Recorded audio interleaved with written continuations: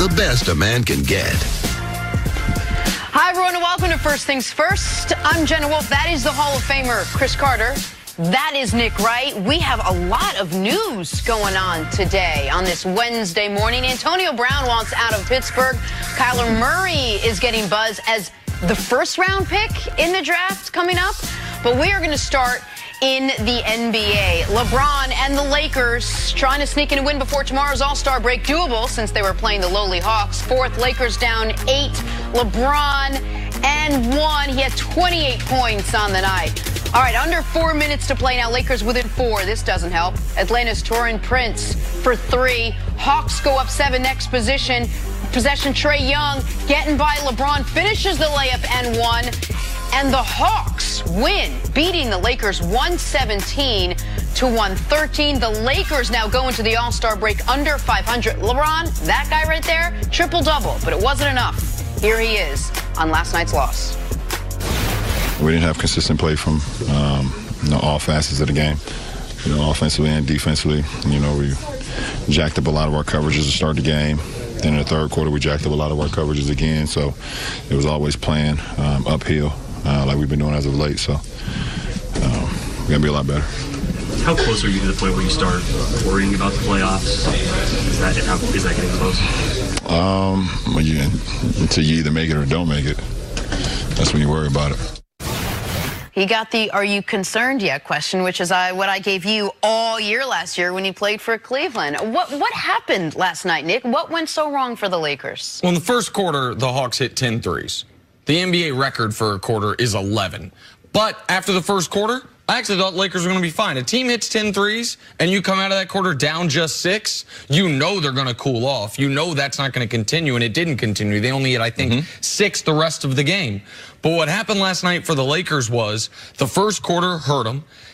Late in the game, when the Hawks could not score, the Lakers couldn't score. The Hawks were stuck on 110 points from 6.5 minutes left to inside of 2 minutes left. Yeah. And they started the fourth quarter with 100 points. Right, and they scored 10, and I mean, the fourth quarter, the Hawks couldn't score at all. I think they scored 17 for the quarter overall, and they went on a 5-minute drought without any points, and the Lakers barely chipped into the lead. At the end of the game, LeBron was clearly gassed, probably because he played 44 minutes like it was an elimination playoff game, not a game against Atlanta. They had a playoff-style rotation where they played essentially 7 guys, which was inexplicable to me. There were so many things in this game that were indefensible and inexplicable. The way the Lakers started, the way they couldn't finish, the rotations throughout. The Hawks had, their big men were instantly in foul trouble.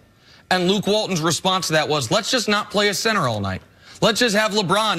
Let's try the point center lineup for one of the first times all year. This was almost a must-win game for the Lakers. The rotations and LeBron usage would tell you they knew it was a must-win game, and yet the players and the coach couldn't respond, and this is an indefensible, inexplicable loss for them, Steve. And it's going to sit with them for a long time. You don't want to lose to a team like the Hawks. The Hawks, worse in the NBA, giving up 118 points a game. You're going in there, you need to win. After the big blowout this weekend against the 76ers, get a nice break, recharge your battery, which we all thought, make this last push, 25, 28 game push, get into the playoffs and see what we can do. But this loss right here, like we're going to get to 6 weeks from now, will we look back and be like, man, that was the night that they didn't make the playoffs? Right. Because it's on the board. Like we were thinking, oh, man, they're going to definitely make the playoffs. They need to get to the 7 line so they can avoid Golden State. Oh, I just believe with what I saw last night, because the reason why they had the rotation, I'm not trying to justify that, but they were trying to win. There are games where you have teams that are, one team is superior than the other, and they don't care. They're trying to preserve themselves. They got guys sitting out, or the NBA, sometimes guys will just mail it in. No, the Lakers were trying to win this game. So for me, you could be like, in watching the game, it wasn't like the Hawks were just unconscious the first quarter. The Lakers were lazy on defense, and they were getting some wide open looks. You can't give a team like the Hawks 10 3-pointers in the first quarter. It's insane. And then they tightened up in the second quarter defensively, but in the third quarter went right back to sleep. So the inconsistency that we've seen from a defensive standpoint, and that's been there with the Lakers since the third week in January, it continued last night. Earlier this week, we talked about this 26-game push, and you mapped out what has to happen. And it was almost like an Atlanta. Well, they have to beat Atlanta.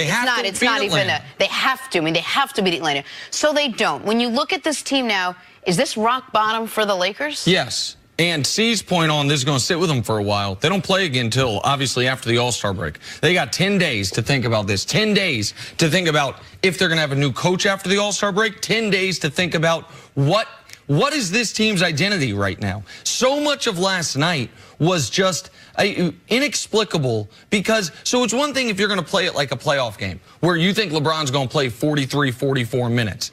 At least be smart about when he gets his rest. There's a way to steal extra rest. If you're going to have a guy miss 2 minutes of game time, have it be the final minute of a quarter, then the first minute of the next quarter, so he is literally sitting on the bench during the quarter break. And Luke Walton didn't do that. He played the entire first quarter. It was sat out at the beginning of the second, and then the other 2 times he went out of the game were mid-quarter and then went back in later in that quarter. That's not real rest. That's not real time sitting on the bench. Sometimes you can be out of a game for 7 minutes of real time and only miss 2 minutes of actual time. This is, you look at it, Jen, I said they had 10 losses to play with. Now they got 9 losses to play with. This wasn't supposed to be one of those losses. Yeah, the style of play, too, I had a hard time at the end trying to identify what they were trying to do. Because the first 3 quarters, the Lakers been what they've done through the season, trying to get up and down the court. LeBron basically being the #1 ball handler. But I had a big problem. LeBron got gassed. He's not in the type of shape that we're used to seeing him in. And to me, he did the Hawks a favor, settling for jump shots last night. And only shooting 20 shots, LeBron can't shoot 10 threes. He's got to go to the bucket and get to the free throw line to be able to stabilize a team like that. And to me, the Lakers, one of the worst free throw shooting teams I've ever seen, and LeBron is still not. Now, last night he wasn't bad, but his lack of confidence at the line had me wondering, why are you setting for all those jump shots last night when you should have been taking the ball to the rack and going to the line? He should have been at the free throw line 12, 13, 14 times last night. That's how they could have gotten the win, but he decided to stay outside the three-point arc and jack up three-pointers. I didn't like that in a game that he was playing like they had to win, too. Especially when late in the game the Hawks can't score and you have a chance to actually make it, not they made it a game, but you have a chance to take back control of the game.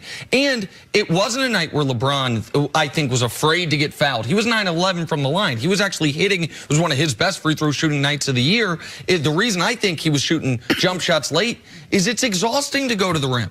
I think he was totally gassed. But when you're gassed, your jump shot's going to go first. Agreed. I'm not saying it was the right strategy, but what we see guys when they're tired settle instead of doing what's difficult, which is why you don't play someone. 44 minutes. Other than James Harden, I would guess there isn't a top 10 player in this league that maybe Giannis that has played 43+ minutes in a non-overtime game this year. You don't do that. You save that for the must-win games in the postseason, and even then you got to do it smarter than they did it last night. The elephant in the room is going to come down to coaching and whether Luke Walton is the guy, and we're going to talk about that coming up. But I'll ask you the same question that LeBron was asked after the game. Do you think this team right now can actually make the playoffs? I think they can make the playoffs.